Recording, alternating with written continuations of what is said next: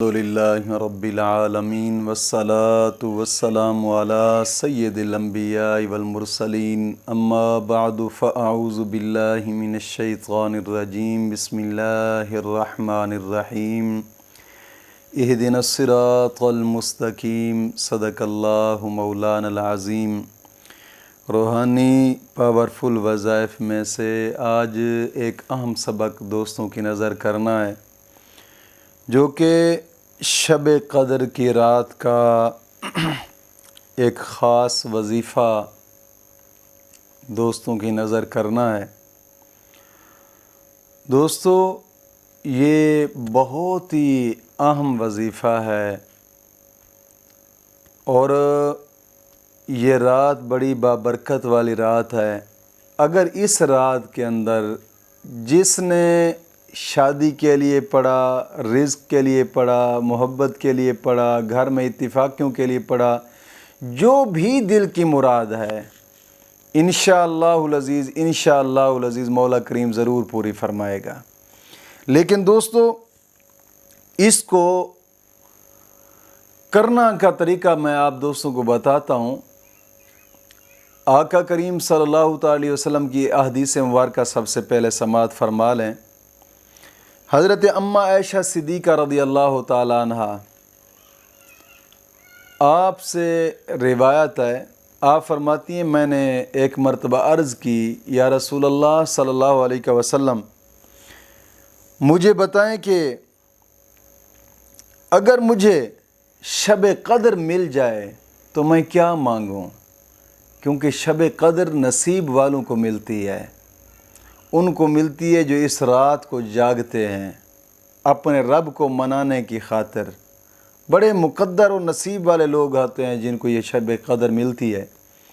تو اماں عائشہ صدیقہ رضی اللہ تعالی عنہ عرض کرتی ہیں، یا رسول اللہ، اگر مجھے شب قدر مل جائے تو میں کیا مانگوں؟ تو حضور نے فرمایا کہ عائشہ، اگر تمہیں شب قدر مل جائے تو تم مانگنا، اللہم انک عفو تحب العفو فاعف عنی، اے اللہ تو بہت معاف فرمانے والا ہے اور معاف کرنے کو پسند کرتا ہے، بس مجھے بھی معاف فرما۔ حضور نے فرمایا کہ عائشہ، اگر شب قدر تجھے مل جائے نا تو سب سے بڑی چیز جو ہے نا اللہ کی بارگاہ میں جو مانگنی ہے وہ معافی ہے۔ یاد رکھیے گا، دنیا کی تمام چیزیں مل جاتی، اس لیے تو کہتے ہیں کہ گناہوں سے انسان توبہ کرنے والا ہو نا تو مولا کریم اس کو بھی انعامات عطا فرماتا ہے۔ اور وہ انعامات کیا ہوتے ہیں؟ جس نے گناہوں سے توبہ کی اس کی دعائیں قبول ہوتی ہیں، یہ بھی انعام ہے۔ جس نے گناہوں سے توبہ کی اس کی دل کی مرادیں پوری ہوتی ہیں، یہ بھی ایک انعام ہے۔ جس نے گناہوں سے توبہ کی دل کا بوجھ ہلکا ہوتا ہے۔ جس نے گناہوں سے توبہ کی، سب سے بڑا انعام جو آقا کریم صلی اللہ علیہ وسلم نے فرمایا اللہ رب العزت اسے عطا فرماتا ہے، وہ ہے التائب و حبیب اللہ، توبہ کرنے والوں کو اللہ پسند فرماتا ہے۔ دوستو، اس رات جو وظیفہ کرنا ہے وہ وظیفہ کریں، لیکن اس وظیفے سے کرنے سے پہلے صدق کے دل سے گناہوں سے توبہ کریں اور آئندہ گناہ نہ کرنے کا ایک پختہ عزم کرنا۔ اور نماز شروع کرنی ہے تو بس شروع کرنی ہے، انشاءاللہ العزیز پھر دوبارہ نماز قضا نہیں ہونی چاہیے۔ ہر نماز کے بعد 11 مرتبہ کلمہ طیبہ اور 11 مرتبہ درود پاک یہ عشاء ضروری ہے، اور قرآن کریم کے ساتھ یاری لگانی ہے۔ روزانہ کی بنا پہ کم از کم 2 رکوع قرآن پاک کی تلاوت کے کرنے چاہیے، اور قرآن کریم کی تلاوت کرتے وقت جب انسان قرآن کریم کی تلاوت کرتا ہے، مولا کریم ہر حرف پر 10 نیکیاں عطا فرماتا ہے، 10 گناہ معاف ہوتے ہیں، 10 درجات بلند ہوتے ہیں۔ اور قرآن کریم کی تلاوت کرنے کے بعد انسان جو بھی جائز دعا مانگے مولا کریم اس کی دعا کو قبول فرماتا ہے۔ کوشش فرمائیں کہ شب قدر کی رات جاگیں، گناہوں سے معافیاں مانگیں، نوافل زیادہ سے زیادہ پڑھیں، ذکر اذکار کریں۔ اور یہ وہ رات ہے کہ اس رات کے اندر انسان اپنے رب سے جو مانگتا ہے مولا کریم عطا فرماتا ہے۔ یہ وہ بڑی بابرکت رات ہے۔ اس رات کے اندر اپنے رب کی بارگاہ میں جھکنا چاہیے، جتنا ہو سکے اپنے رب کو منانا چاہیے، گڑ گڑائیں، روئیں، گناہوں سے معافیاں مانگیں۔ مولا کریم ضرور فضل فرمانے والا ہے، ضرور فضل فرمانے والا ہے، اور اپنا خاص فضل فرمائے گا مولا کریم، دنیا کی تمام مشکلات آپ کی دور فرما دے گا انشاءاللہ العزیز۔